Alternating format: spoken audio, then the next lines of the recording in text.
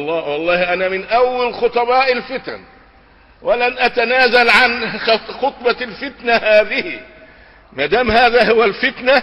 اللهم أحيني من خطباء الفتنة وأمتني منهم واحشرني معهم.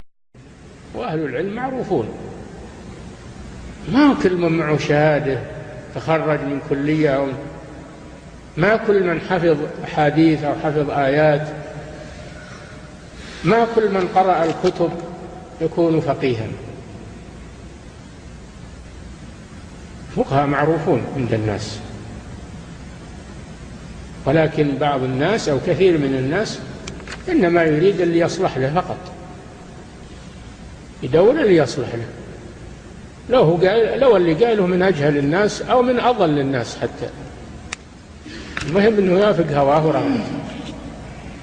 هذا خطر عظيم، ولا سيما في هذا الوقت، إنه قل العلماء، قل الفقهاء وكثر القراء، كثر القراء وقل الفقهاء.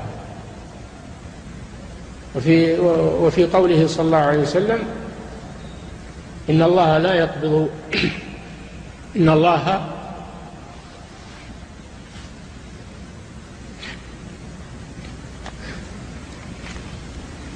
لا يقبض هذا العلم،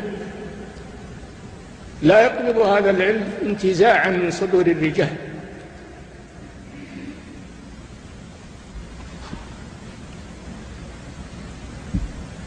وإنما يقبض العلم بموت العلماء، وإنما يقبض العلم بموت العلماء،